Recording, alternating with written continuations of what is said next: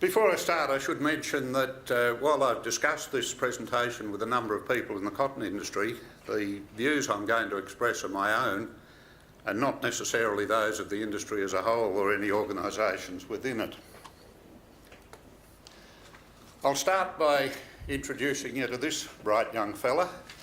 That's me at the age of about 13, and what I want to draw your attention to, apart from the great taste that I had in hats at that time, is what I'm standing in, because that's one of the first irrigated cotton crops ever grown in Australia. That tells you something about the industry. It's young, at least it's younger than I am anyway, and certainly younger than most of our major agricultural industries, and that's had an important bearing on its response to pest issues. Cotton seeds were brought to Australia on the first fleet, but the industry didn't really get established until 1961, when a couple of American immigrants planted the first irrigated crop in the Namoi Valley.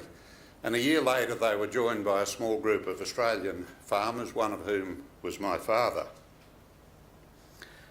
So I've grown up with the cotton industry, and after I left university I went back to work on the family farm, and my father, who was under the delusion that I might know something about pest management, put me in charge of that aspect of the farm's operations. And I thought, well, this is going to be easy, because we had this wonderful stuff called DDT, and if you ever had any problems you just called the spray plane up and he came over with the DDT and problem solved. At least until 1973, when the season began with high pressure from our two key pests, Helicobacter armigera and Helicobacter punctigera. So we responded in the usual way, but halfway through the season DDT just stopped working.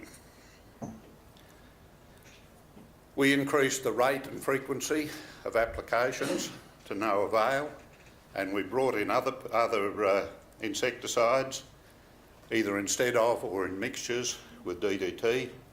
Horrible things, some of them, like methylparathione. The insecticide that's been responsible for more human poisonings around the world than any other. One of those was my father. Not fatally, fortunately, but you can imagine it didn't do much for family harmony. Anyway, at the end of that season, we'd sprayed about 20 times and we picked about half the cotton that we expected. So that was a pretty traumatic event. It set me on the path to becoming an agricultural entomologist, and arguably it set the industry on a path to a different approach to pest management, because at that time cotton was a heavy user of insecticides. Here's a couple of graphs, one from the US and one from Australia, which show that cotton used more insecticide than any other crop, and about as much as all other crops put together. That wasn't because growers liked using insecticide. In my experience, no farmer ever does. It was because certain ecological characteristics, both of the key pests and the crop itself, left us with very few alternatives. I used to tell my students that if you could manage pests in cotton, you could do it in anything. But of course, insecticides usually bring a range of problems: resistance, pest resurgence, secondary pests, environmental problems and so on. And DDT resistance was far from the last of the crises that we had. In 1974, the Ord River industry in Western Australia collapsed because of problems associated with pesticide dependence. In the end, they were spraying up to 50 times in a season, and the cost was just too much. Then there was a threatened repeat of the DDT story in 1983, when resistance appeared to the synthetic pyrethroids that had replaced DDT when it was banned. In the 1990s, there were episodes of contamination in beef due to the growth regulator chlorfluazuron, or Helix, and later endosulfan. The Helix problem arose because some graziers fed cotton gin trash, that's the leaves and other plant parts that are removed during processing. They fed it as drought fodder. And although the residues were very small, The problem was one of our key trading partners, Japan, had no MRLs for that chemical, and they banned our imports, and the result was a class action by graziers against the chemical company and some government agencies. Then from the 1970s to the 90s, there was a pattern of community concern about public health whenever cotton moved into new areas. So these concerns covered everything from minor ailments, apologies for this, I'll get back. So concerns over public health.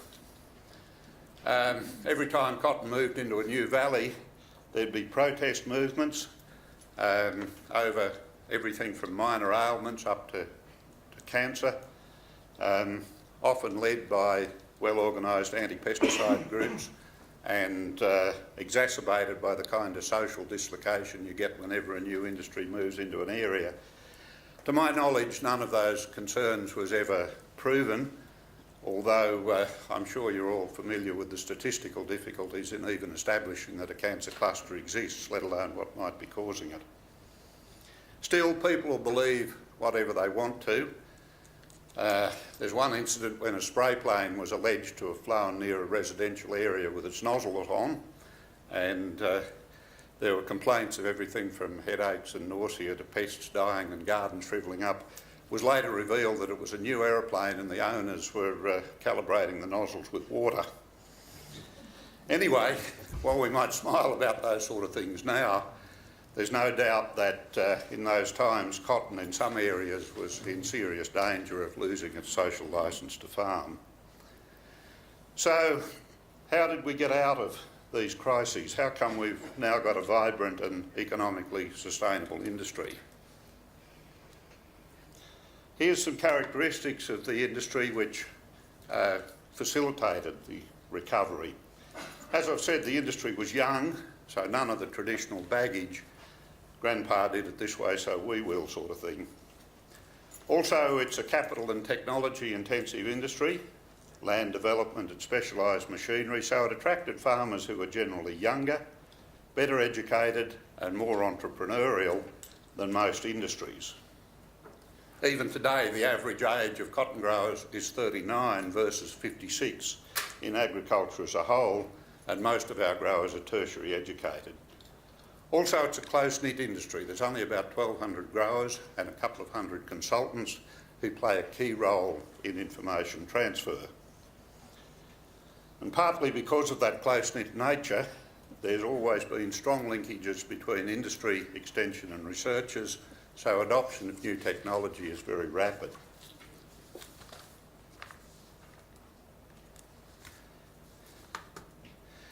So here's a few examples of leadership in pest management that I'll cover. Insecticide resistance management, IPM, pest management practices, GM technology and novel pest management products.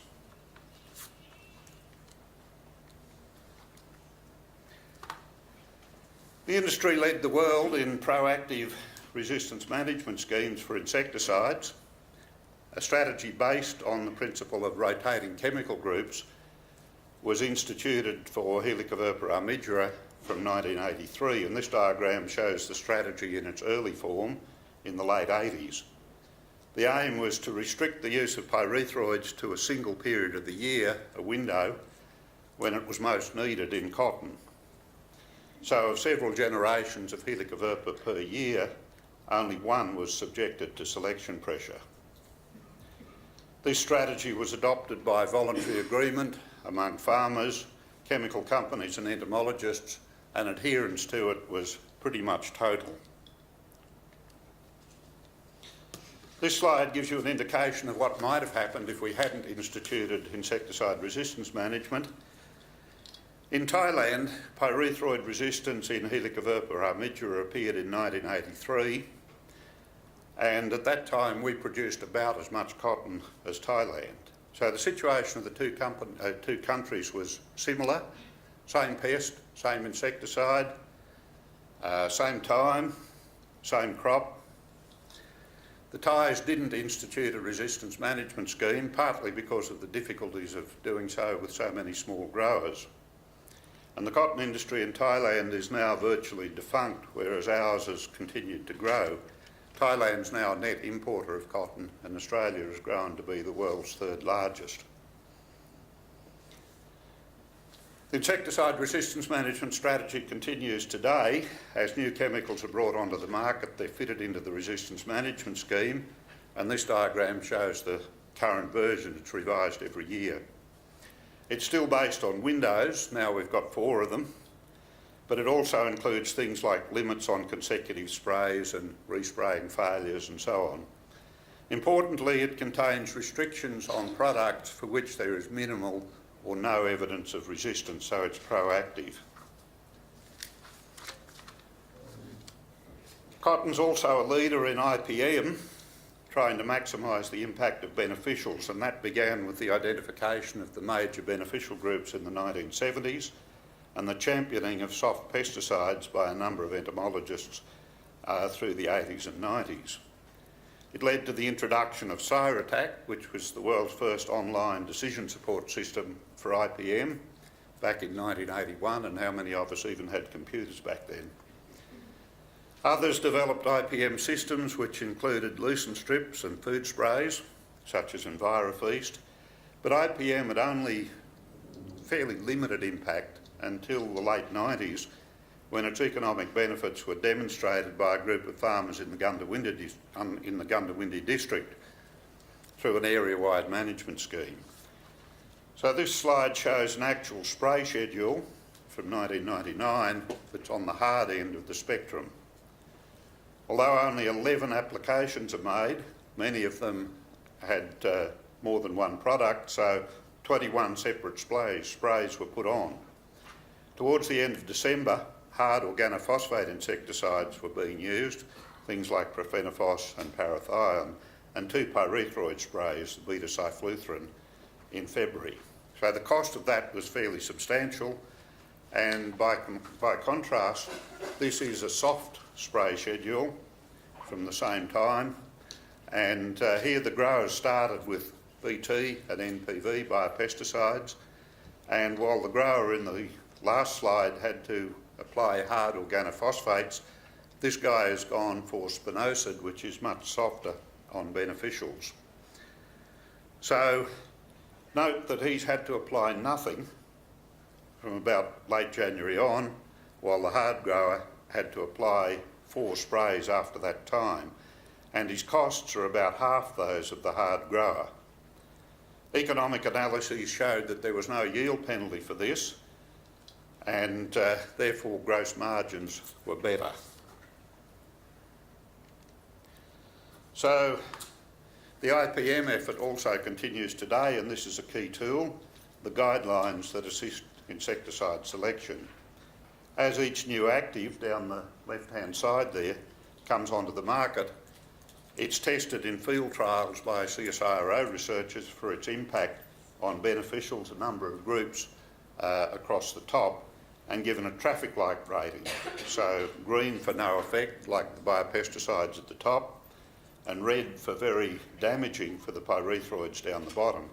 So these guidelines are included in the annual cotton pest management guides, which are distributed to all growers and consultants.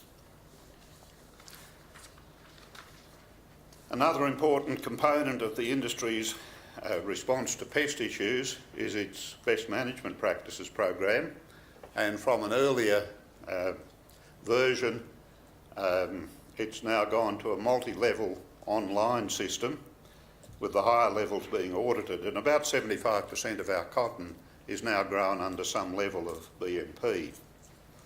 It's become closely integrated with the Better Cotton Initiative, which is a consumer education campaign driven by a number of environmental NGOs like WWF, and those organisations often hold our BMP up as a kind of role model for other countries. BMP's protected the industry's social licence to farm, and initiatives encompassed in it have produced a number of good news stories. Here's a couple from the 1990s. including a reduction in endosulfan levels in rivers, and this is before endosulfan was removed from the market. Also a reduction in complaints about the industry to watchdogs such as the New South Wales EPA. Cotton's also been a leader in the adoption of GM technology.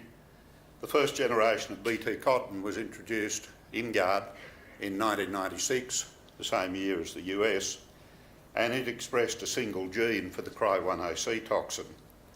The second was Bolgard, which additionally expressed the Cry2AB gene, and we're now on to the third, Bolgard 3, which has the VIP3A toxin. So these additional toxins have helped counter one of the limitations of Cry1AC, which is that its expression weakens towards the end of the season, producing less mortality of insects, which you can see in the bottom right-hand graph. So stacking genes in this way helps lower the risk of resistance, because insects have to develop resistance to more than one toxin simultaneously. Obviously, though, that only works if you've conserved resistance to the preceding toxins.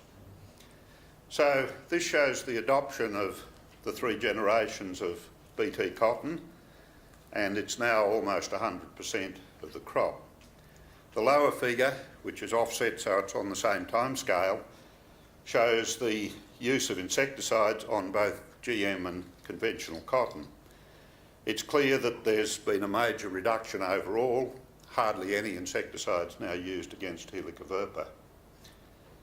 Note also the reduction in insecticide use on conventional cotton, though there's not much of that left anymore.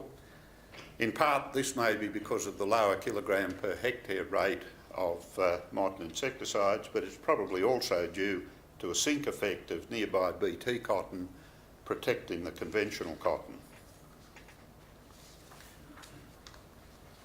So clearly susceptibility to BT is a valuable asset for the industry, and the consequences of returning to insecticide dependency just don't bear thinking about. So the industry's adopted the world's most rigorous transgenic resistance management scheme, again facilitated by those characteristics of the industry that I mentioned earlier. At its core, it's a high-dose refuge system, and the idea of the refuges, which are pigeon peas and non-BT cotton, is to produce many susceptible insects that'll breed with potentially resistant ones from the cotton.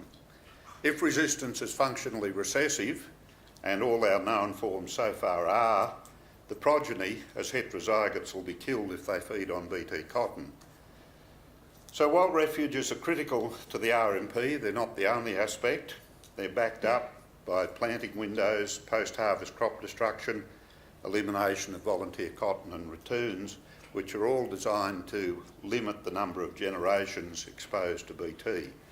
Pupae busting, or cultivation of the soil to destroy overwintering pupae, is used to prevent the carryover of resistance to the next season. As many of you will know, APVMA has a role in these RMPs. Evidence of an RMP which is supported by the industry is a prerequisite for the registration of a transgenic variety, and APVMA is required to approve any changes in RMPs. So this diagram shows how the industry bodies, notably the TIMS Committee of Cotton Australia, which is advised by its technical panel, interacts with APVMA and technology providers like Monsanto to ensure that RMPs remain effective while at the same time minimising their imposts on growers. So this is a marketing slide from Monsanto, and it describes the RMP for Bolgard 3 that was approved last season. Note that it emphasises the marketing importance of relaxations on the right there, and that illustrates the sometimes delicate balance that needs to be struck between RMP rigour and the market appeal and economic realities of cotton production. It also makes a point that Monsanto is very proud of. The adoption of Bolgard 3 in this country is the fastest of any of their GM technologies around the world.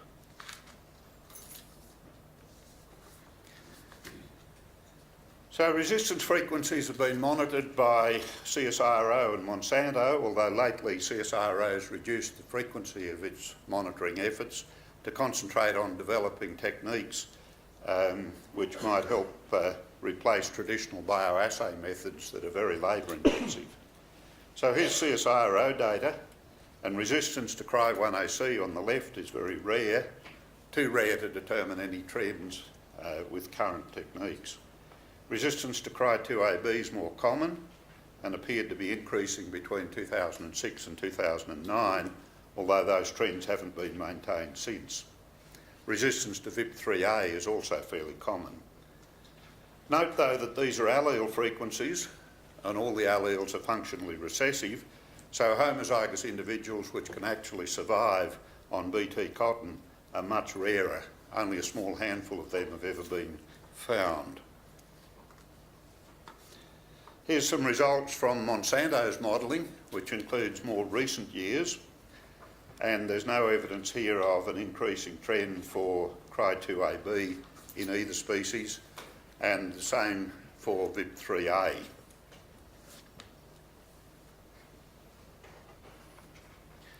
So this is one vision of how IPM can work in Australian cotton. Transgenic cotton is the foundation of the system, but that foundation will only be stable if it's underpinned by sound resistance management procedures. With the key pests under substantial control, many other tactics, selective pesticides, biopesticides, manipulation of beneficial insects, semiochemicals, cultural control and so on can be brought into play. I'll come now to talk about some innovative products coming from the cotton industry, and the first one is Magnet, which was developed by my group at UNE with support from the cotton industry and commercial partners AgBiTech. It's a mixture of plant volatiles with sucrose as a feeding stimulant, and farmers add small quantities of one of 3 insecticides. It's applied to only about 1% of the crop by air or ground, and when we registered it, it was the world's first sprayable attract and kill formulation to be registered. I've got a short video here to show you how it works, and hopefully this is going to play. A moth, Helicoverpa armigera, is attracted by the plant volatiles in Magnet. After some exploratory probing, it begins to feed, stimulated by the sugar in Magnet. But the farmer has added a small quantity of fast-acting insecticide. The moth feeds until the insecticide takes effect, and then it falls from the plant. It shows typical symptoms of insecticide poisoning and dies in 2 to 3 minutes.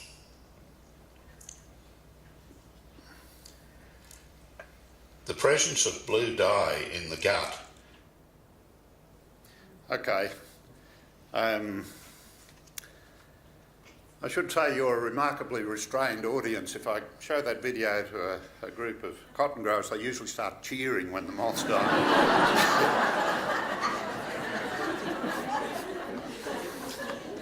Anyway, the other innovative product that I want to describe is Cero X. This is another one that's come from publicly funded cotton research and was developed by Robert Mentz's group in New South Wales DPI and taken up by another Australian company, Innovate Ag, and Nick Watts is in our audience. So Cero X is a botanical insecticide developed from extracts of butterfly pea, which contain a variety of cyclopeptides, and the recent registration of this product represents a world first in approval for this group of compounds as insecticides. They've got efficacy against a range of sucking pests and limited impact on beneficials, so they may be useful in IPM and in resistance management strategies. Now, when Magnet was first registered in 2009, we asked APVMA to search their records for other entirely Australian developed novel pest management products, and they couldn't find any. And we couldn't find any going back through for decades in the state-based systems either. So it looks as though, unless there's been some others, the only two commercial novel pest management products that have been entirely Australian developed have come out of publicly funded research in the cotton industry taken up by Australian companies. And that indicates the importance of cotton as an incubator for such products. Although there's been many achievements of the cotton industry, all isn't fair weather. I've touched on the issue of the durability of BT. Even though there's no immediate problems, the susceptibility of Helicoverpa to this technology is crucial. I doubt if the industry would keep its social licence to farm if we had to go back to the bad old days of pesticides. Another issue is market failure in new insecticides. From being the market that sort of led the development of new actives, cotton's become such a small market that many companies don't register their new actives for it.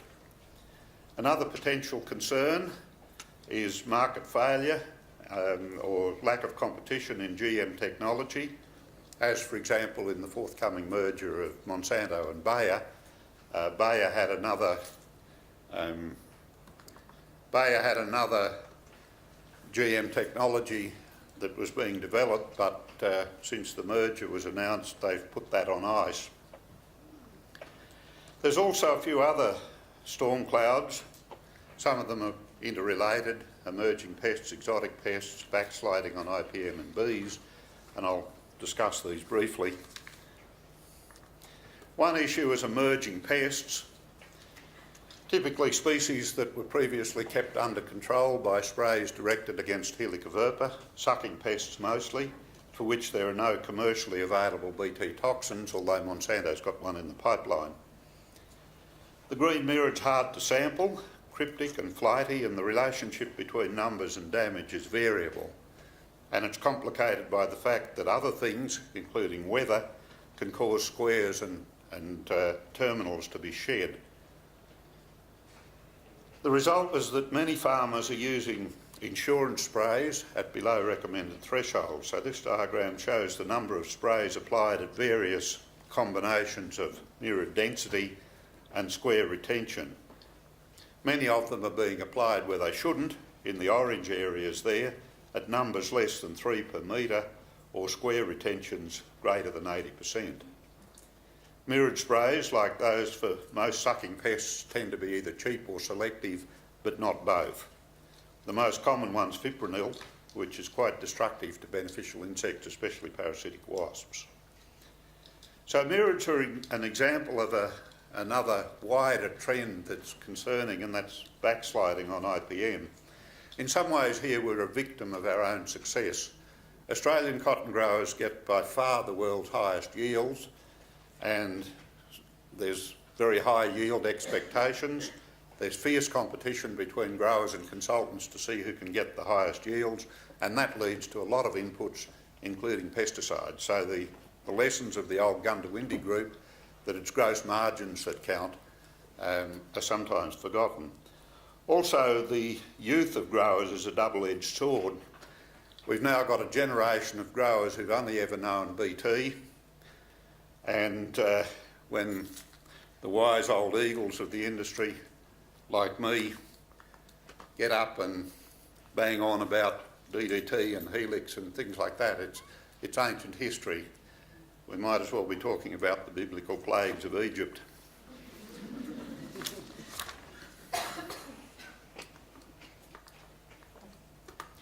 Introduced pests are another area. We've already had a couple of major incursions, biotype B of the silverleaf whitefly that came in on cut flowers in 1993. It's since become established in most of our cotton areas, and it was resistant to many insecticides and displaced native whiteflies which were susceptible. It was originally thought that whiteflies would be restricted to Queensland by climatic factors, but in recent years, particularly with the hot summers we've had, they're moving south.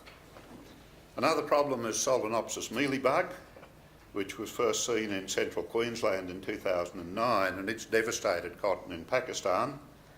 And again, it's thought to be mainly a warm climate problem, but there's no guarantee it won't move south either. Like whitefly, Solenopsis mealybug is normally controlled by natural enemies, but can be flared by insecticides directed against other pests. And so for that reason, they're sometimes called the IPM enforcers. If you don't go soft, these things will turn up and get you.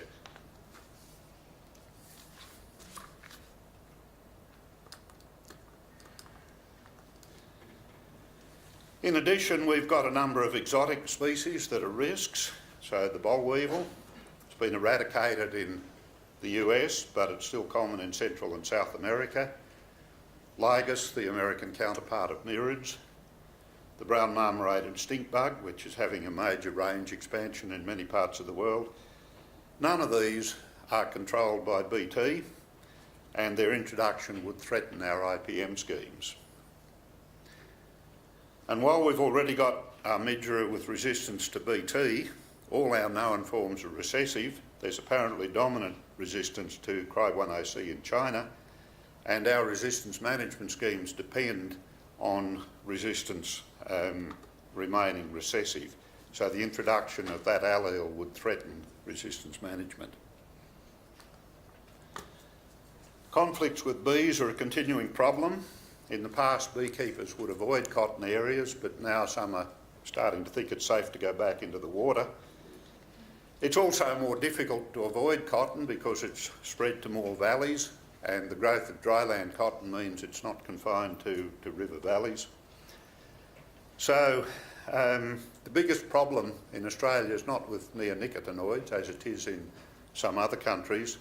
It's with fipronil, that cheap but effective mirid spray, but it's easily carried back to beehives and it's quite toxic. So Cotton Australia's partnered with CropLife and the Beekeepers Organisation to produce this online registry of bee sites. That helps, but we still get this problem every year. So, notwithstanding these issues, I hope I've shown you that the cotton industry is an important part of the landscape for developing sustainable and innovative pest management solutions. So how can APVMA nurture this? I understand that there's some consideration of APVMA stepping back from its role in resistance management, and I know there's a range of opinions about that in the cotton industry. But for what it's worth, my personal opinion is that that'd be unfortunate because APVMA gives our RMPs a degree of authority that might be lost if they became footballs kicked back and forth between the industry and the technology providers. Also, we need more regulatory flexibility. I do understand the need for regulation of pesticides. I'd be the first to agree that a lot of those crises of the past that I described could have been avoided with more rigorous regulation. But there's a delicate balance between that and stifling innovation, and there are voices within the cotton industry calling for more flexibility in areas like minor use and emergency permits, especially for mealybugs, as well as for new products. And I'll give you an example of what I mean for new products. This is from our registration application from Magnet, which is a mixture of plant volatiles which, although they're nature equivalent, they're synthetically produced, so it's not a biological pesticide. But there was another category analogous to the American reduced risk pesticides, and that was if your active was a commonly used household or industrial chemical with a history of safe use. And many plant volatiles are, so we attempted to register Magnet in this category, but we hit a snag. And this snag is this chemical Z3-hexanyl salicylate, which is one of the green leaf volatiles. These are the compounds that give cut lawns their characteristic smell, and they're in many plants and in the catalogues of many fragrance suppliers. We were unable to find much documentation of what they were used for, but we knew it was used in Japan in cosmetics, and we thought that might qualify it as a commonly used household or industrial chemical with a history of safe use. But APVMA said they'd only accept chemicals that were listed as GRAS by FEMA or JECFA. And 4 of our 5 volatiles were, but not this one. Unfortunately, attractiveness was a product of the blend, not individual components, so we couldn't drop it out. And faced with the choice of expensive toxicological studies or finding a substitute, AgBiTech went for the substitute. We got there, but registration was delayed by about 3 years, and a less determined commercial partner might have given up. Ironically, we were later able to find that about 120 tonnes a year of this stuff are used, mostly in shampoos, although it's still not grass.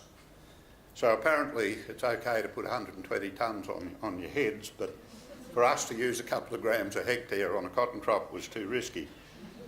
Whether that means pesticides are over-regulated or personal care products are under-regulated, I'm not sure, but it looks like somebody's got it wrong.